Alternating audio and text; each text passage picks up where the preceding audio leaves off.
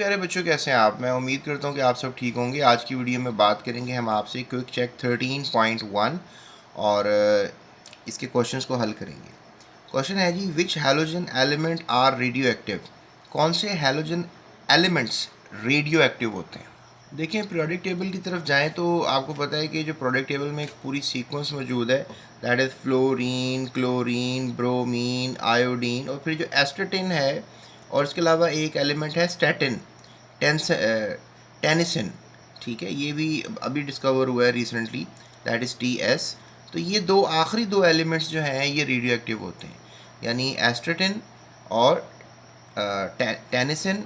एस्टर्टिन 85th element है product table का, और जो टेनिसिन है वो 117th एलिमेंट है। यानी टोटल आज तक 118 एलिमेंट डिस्कवर हुए हैं। तो फ़िलहाल अभी मतलब जो प्रोडक्ट टेबल में इंफॉर्मेशन है तो उसमें ये 117 यानी सेकंड लास्ट एलिमेंट जो है वो भी रेडियो एक्टिव होता है। याद रखो, 82 के बाद आने वाले एलिमेंट्स तकरीबन रेडियो एक्टिव होते हैं, यानी 82 एटॉमिक नंबर अगर आप देखें, इसके बाद जितने भी एलिमेंट्स आएंगे वो रेडियो एक्टिव ही होते हैं। ठीक है, चलें करते हैं अगला क्वेश्चन। अगला क्वेश्चन भी बड़ा इंटरेस्टिंग है। What is the reason behind the different colours of halogens. Halogens के डिफरेंट कलर्स होते हैं, इनके पीछे क्या रीज़न है। तो बच्चों, आपको सबसे पहले तो हैलोजन्स के नाम आने चाहिए, दैट इज़ फ्लोरीन, क्लोरीन। ठीक है, जिससे मैंने आपको अभी बताया था, ब्रोमीन, आयोडीन, एस्टर्टिन। ठीक है, ब्रोमीन, आयोडीन और एस्टर्टिन चूँकि रेडियो एक्टिव है उसकी हम बात नहीं करेंगे।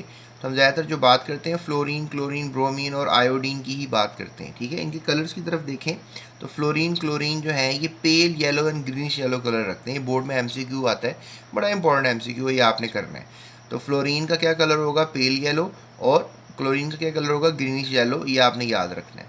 ब्रोमीन जो है एक वोलेटाइल लिक्विड है। याद रखो, प्रोडक्ट टेबल में वाहिद ऐसा एलिमेंट है जो लिक्विड फॉर्म में मिलता है आपको, नॉन मेटेलिक फॉर्म में। इसके अलावा एक मेटल भी लिक्विड होता है, दैट इज़ मरकरी। तो ये दो एलिमेंट्स लिक्विड फॉर्म में है, बाकी आपको गैसेस की फॉर्म में या सॉलिड फॉर्म में मिलेंगे।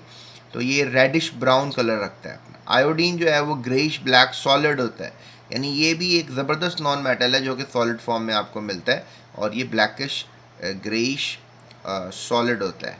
The colours of halogens we use to say it in the form of molecules. अगर हम इनको मॉलिक्यूल की शक्ल, डार्कन ग्रेजुअली। अब देखो, ये पहले थोड़े से लाइट कलर्स थे, फिर थोड़ा सा डार्क कलर हुआ और फिर बहुत ही डार्क कलर हो गया। तो ग्रेजुअली क्या हो रहा है कि कलर डार्क होते जा रही हैं, फ्रॉम क्लोरीन टू आयोडीन। ठीक है, ये इसलिए है, it is due to the changes in the absorption of light. यानी ऊपर वाले पार्टिकल्स लाइट कम एब्जॉर्ब करते हैं, नीचे वाला पार्टिकल लाइट ज़्यादा एब्जॉर्ब करता है। The light absorption depends upon the electron transitions. ठीक है, ये लफ्ज़ काफ़ी इंपॉर्टेंट है, with in the molecule of the halogens. तो ये आपने याद रखना है। ठीक है, ये इसका जवाब है। उसके बाद electron absorption of electron transitions mean के इलेक्ट्रॉन डिफरेंटली एब्जॉर्ब करते हैं, जो ज़्यादा एब्जॉर्ब करेंगे वो ज़्यादा डार्क कलर शो करेंगे। उसके बाद हम चलते हैं जनाब आगे थर्ड क्वेश्चन की तरफ। तो बच्चों, थर्ड क्वेश्चन भी काफ़ी इंटरेस्टिंग है। Why chlorine is more volatile and bromine and iodine.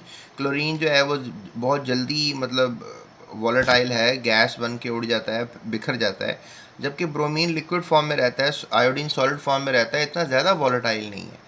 तो ये भी काफ़ी अच्छा क्वेश्चन है कि मतलब फ्लोरीन और क्लोरीन गैसेस होते हैं, ब्रोमीन और आयोडीन, ब्रोमीन लिक्विड होता है और आयोडीन सॉलिड होता है, ऐसा क्यों है।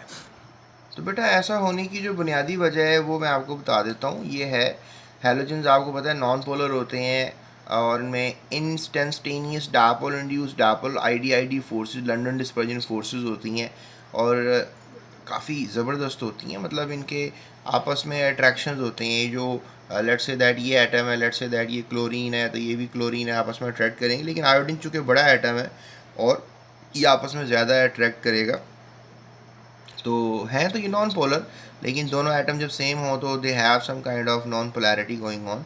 लेकिन इनमें ये आपस में अट्रैक्ट करने वाली फोर्सेस होती हैं, याद रखें, ये वीक वंडर वॉल फोर्सेस कहलाती हैं। So these forces depend upon the molecular size. आपको नज़र आ रहा है यहाँ पर ये कम होंगी, ये मॉलिक्यूलर साइज़ ज़्यादा है तो यहाँ पर ये फोर्सेस ज़्यादा होंगी। Greater the molecular size stronger the forces. Chlorine is smaller in size, so it has weaker ID forces and more volatile than the bromine and iodine. और यही वजह है, साइज़ ही बुनियादी वजह है कि ज़्यादा वोलेटाइल है और ये बड़े एटम्स होते हैं, इसलिए ज़्यादा वोलेटाइल नहीं है। वोलेटाइल आप सोच रहे होंगे क्या होता है।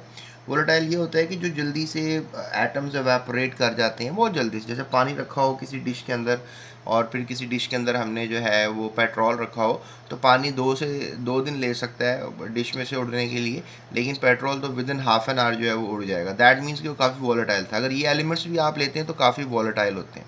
So the size of these halogens is in order.